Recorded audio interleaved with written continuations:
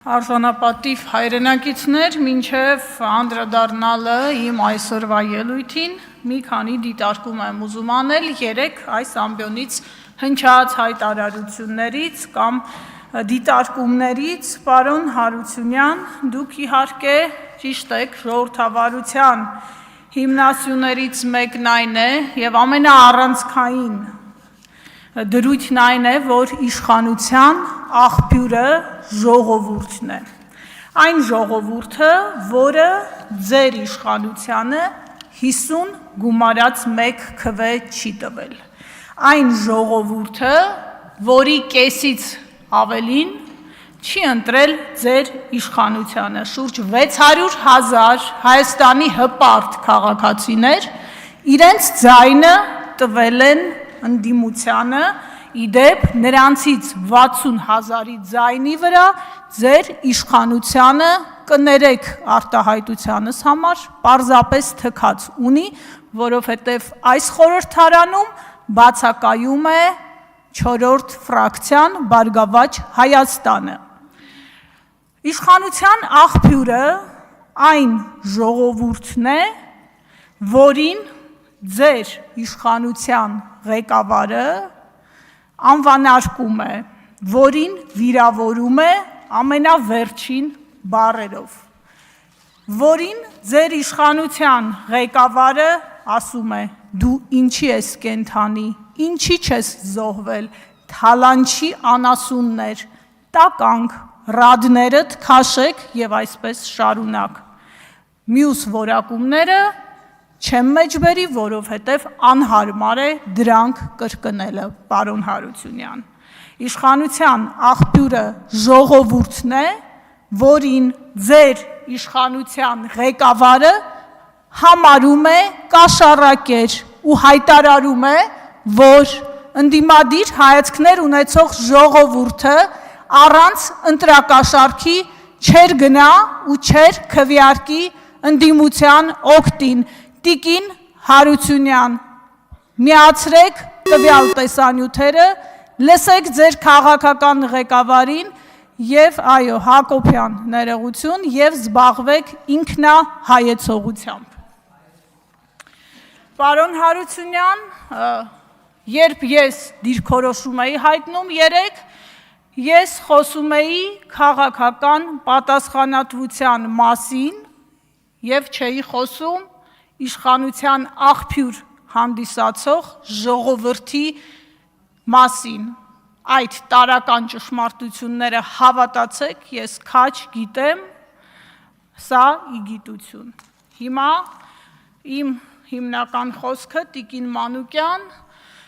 դուք առաջադրվել եք մի շատ կարևոր հանձնաժողովում, որը հանրային վերահսկողություն է իրականացնելու պետական միջոցների նկատմամբ եւ ընդդիմադիր հայացքներ ունեցող եւ ոչ ընդդիմադիր հայացքներ ունեցող քաղաքացիների միջոցների նկատմամբ։ Մի ահռելի բաժին այդ միջոցներից պետությունը հատկացնում է հանրային հեռուստաընկերությանը, կրկնում եմ, հանրային, ոչ թե իշխանական։ Եվ 18 թվականից ի վեր այդ միջոցները աճի միտում ունեն։ Եթե օրինակ 19 թվականին 6 միլիարդի էր հասնում հատկացումը, 25 թվականին 8.4, 26 թվականին 8.3 միլիարդ միտումը ակնհայտ է եւ բավականին խոշոր գումարի մասին է խոսքը, բայց ինչ ենք մենք արձանագրում, հանրային հեռուստաընկերությունը ձեր իշխանության օրոք վերածվել է իշխանության սպասարկու քարոզչյան մեքենայի։ Այս խորհրդարանում աշխատանքները սկսելուց ի վեր դա արձանագրվել է փաստերով։ Օգոստոսի 7-ի ՖԻՊ-ի հրապարակումը, Հ1-ի լուսաբանումը սոցիալական հարթակներում եւ փաստեր օգոստոսի 2-ից 6-ը Հ1-ի յութուբյան ալիքում ազգային ժողովի աշխատանքներից հրապարակվել է 60 տեսանյութ, դրանցից միայն 3-ն է նվիրված եղել ընդդիմությանը։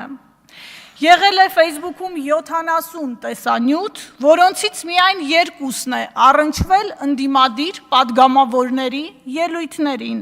ՖԻՊ-ի եզրակացությունը, որ հանրային հեռարձակողը իր եթերում եւ սոցիալական ցանցերում ըստ էության անհամարժեք է լուսաբանել իշխանությանը եւ ընդդիմությանը խորհրդարանում։ Սա ուղղակի մի դրվագ է, որը ի ցույց է դնում այն, որ ՀՄԵԿ-ը դուք դարձրել եք քարոզչամեքենա։ Իդեպ 2018 թվականին Նիկոլ Փաշինյանը, երբ ընդդիմադիր էր, խոսում էր պետական հեռարձակողների կողմից ընդդիմության նկատմամբ մեջբերում եմ տեղեկատվական շրջափակման մասին։ Հիմա հարց եմ ուղղում ձեզ,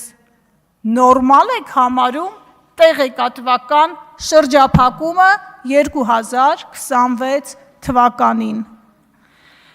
Դիտարկում հետընտրական գնահատական ԵԱԿ ԺՄԻԳ-ը իր զեկույցում անդրադարձել է հանրայինի լուսաբանմանը եւ արձանագրել ակնհայտ կողմնակալ լուսաբանում նախընտրական շրջանում։ Շեշտադրել է, որ հիմնականում ընդդիմադիր ուժերը ՀՄԵԿ-ի լուրերի թողարկումներում ներկայացվել են բացասական կոնտեքստում, իշխանությունը հակառակը ներկայացվել է դրական կոնտեքստում։ Արժանապատիվ հայրենակիցներ, հանրայինը գործում է ձեր միջոցներով, ձեր գրպանից ստացված միջոցներով, ուստի պետք է ծառայի բոլորին, կրկնում եմ, եւ ընդդիմադիր, եւ իշխանական հայացքներ ունեցող քաղաքացիներին, եւ նրանց, որոնք կարող են գտնվել ցավոք անտարբեր։ Հանրայինը չի պատկանում իշխանությանը, հանրայինը չի պատկանում վարչապետին, հանրայինը ժողովրդի ձայնը պիտի լինի, որը այսօր լսելի չէ ընդդիմադիր հանրության տեսանկյունից։ Այսօր ընդդիմադիր ուժերը պատշաճ ներկայացված չեն հանրային հեռուստաընկերության եթերում։ Տիկին Մանուկյան, ես հուսով եմ, որ երբ համապատասխան հաշվետվությունները գան հանձնաժողով, եթե դուք ստանաք այդ վստահության քվեն եւ ղեկավարեք հանձնաժողովը, հետեւողական եք լինելու, որպիսի մանրամասն քննարկվեն այդ հաշվետվությունները, որպիսի բյուջեի հատկացումները մանրամասն ուսումնասիրվի եւ իհարկե այդտեղ կարևորվի բազմակարծությունը, հավասարակշիռ մոտեցումը եւ օբյեկտիվ լուսաբանումը։ Ես հուսով եմ եւ հավատում եմ, որ դուք զգալի աշխատանք եք տանելու այդ ուղղությամբ եւ փորձելու ենք այնպես անել, որ իսկապես հանրության միջոցները ծառայեն